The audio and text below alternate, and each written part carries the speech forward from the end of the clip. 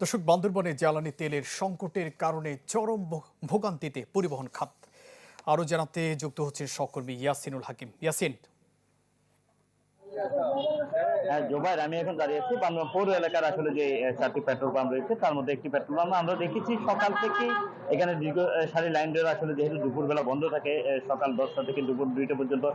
তেল দেওয়ার একটি প্রক্রিয়া চালু হয়েছে এবং এর পরবর্তী সময় আমরা আসলে যেটি লক্ষ্য করেছি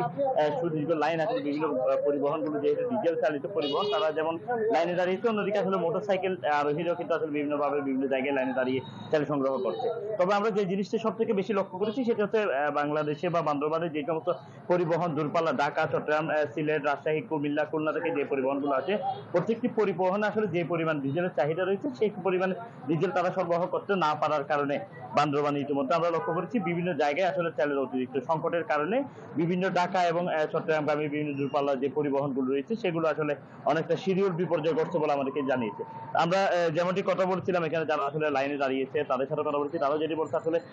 সুদীর্ঘ সময় ধরে তারা লাইনে দাঁড়িয়ে আসলে যে পরিমাণ তেলের চাহিদা সেই পরিমাণ তেল না পাওয়ার যেমন কথা জানিয়েছে। পাশাপাশি আমরা এখানকার যারা ফিলিং স্টেশনের মালিক রয়েছে আমরা তাদের সাথে কথা বলেছি, তারা যেটি বলছে অতীতে আসলে তাদেরকে যে পরিমাণ আসলে ডিজেল সরবরাহ করা হয়েছে এখন সেই পরিমাণে ডিজেল না দেওয়ার কারণে ডিজেলের যেমন একটা অতিরিক্ত চাপ পড়েছে, পাশাপাশি দূরপাল্লার বিভিন্ন পরিবহনে বিভিন্ন জায়গা থেকে গাড়িগুলো আসার কারণে সেই গাড়িগুলোকে অতিরিক্ত তাদের যে পরিমাণের চাহিদা রয়েছে সেই পরিমাণ তেল দিতে না পারার কারণেও কিন্তু আসলে বিভিন্ন রকমের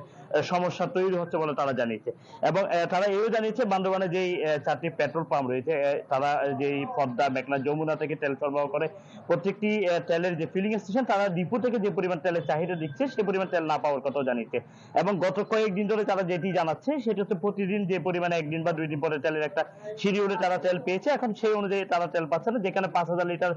চাহিদা থাকতেছে সেখানে 2,500 থেকে 3,000 লিটার তাদেরকে তেল দিচ্ছে এবং সেই অনুযায়ী একটা জেলা শহরের যে চাহিদা রয়েছে সেটি পূরণে তারা অনেকটা আসলে বিপাকে পড়ছে বলে জানিয়েছে। অন্যদিকে যে সমস্ত ডিজেল চাহিদা পরিবহনের মালিকরা রয়েছে তারা আসলে জানাচ্ছে তাদের ইতিমধ্যে তেল সংকটের কারণে অনেকগুলো পরিবহন তারা বন্ধ রেখেছে এবং পর্যটন এলাকায় যে 400 অধিক ডিজেলবাহী পরিবহন হয়েছে তারাও কিন্তু আসলে তেলের সংকটে গাড়ি চালাতে পারছে না বলে জানিয়েছে। প্রশাসন যেটি বলছে তেলের অবৈধ মজুদারদের তারা যেভাবে আসলে সতর্ক করছে এবং